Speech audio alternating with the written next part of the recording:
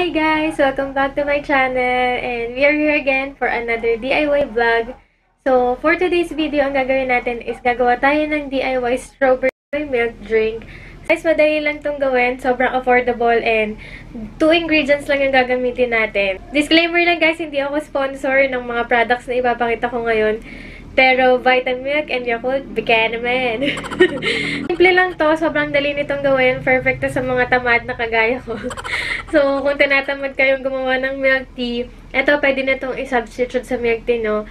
Sobrang mura lang nito, for less than 50 pesos. Meron ka ng DIY milk drink na pwede mong i-try at home. So, tara, mag-start na tayo.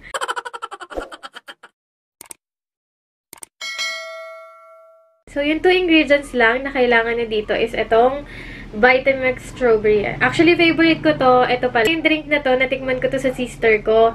Pinatikim na sa akin. Nasarapan talaga ako sa kanya, kaya ginagawan ko to ng vlog. Para at least, diba, matry nyo din sa bahay. No? Kasi less sugar na siya, ng 33% than other soy milk. So, ayan, perfect to sa mga medyo nagda-diet, yung mga nagpapanggap dyan na nagda-diet. Tapos, yung another ingredient na idadagdag natin dito is yung yakult. So, ayan, baka naman! So, ayan, dalawa lang silang ingredient na kailangan natin. So, kung isa lang, kung mag-isa ka lang, ang kailangan mo lang is isang vitamilk, tsaka 2 bottle ng yakult. Bakit 2? Ewan ko.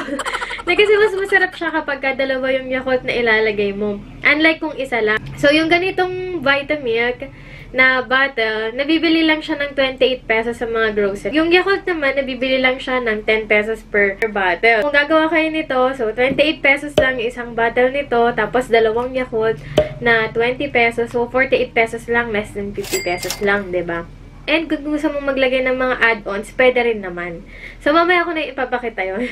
So, mag-start na tayo. Madali lang talaga to. I-mix nyo lang talaga lahat yung tong 2 ingredients na to. Tapos, okay na siya. Tapos, meron ako ditong pitcher.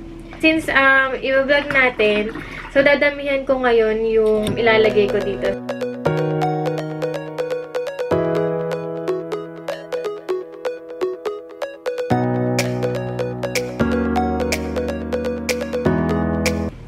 Then, kapag nailagay na natin yung mga yakult, haluin lang natin siya. I-shake na lang. Yan. Shake lang natin. Ito baka tumabot.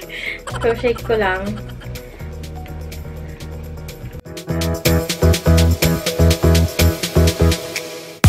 And then, for add-ons, maglalagay lang ako ng pearl. Kasi may natira pa kaming pearl.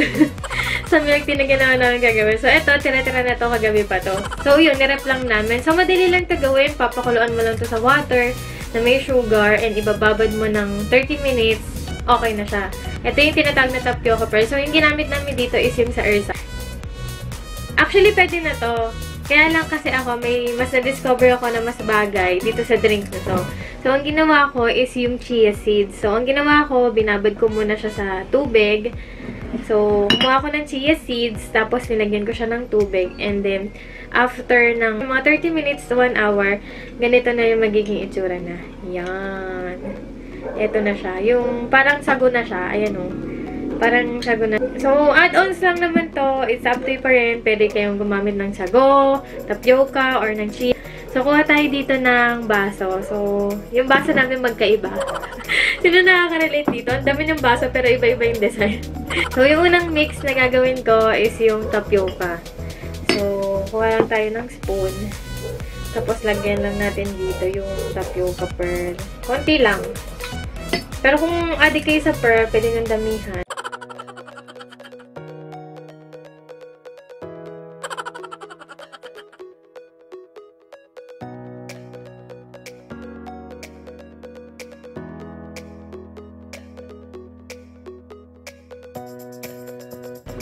Okay na to sa akin. Ito naman yung chia seeds.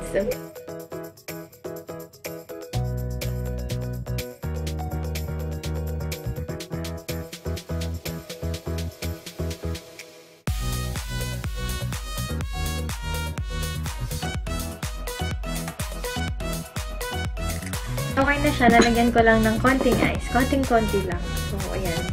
Nakamayin ko na lang. So, kakamayin ko na lang. Malinis naman yung kamay ko.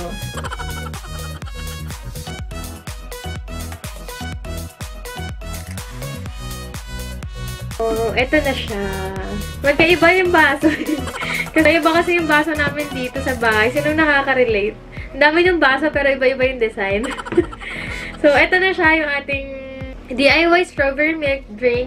So, itry nyo na rin sa bahay nyo kasi baka magustuhan nyo. If na-enjoy nyo panoorin yung vlog na to, and kung nagustuhan nyo yung aking vlog for today, please don't forget to give this video a thumbs up. And wag nyo kalimutan mag-subscribe sa channel ko. And click nyo na rin yung notification bell button para updated kayo pag nag-upload ako ng panibagong video. Maraming salamat sa panonood. See you on my next vlog. Bye!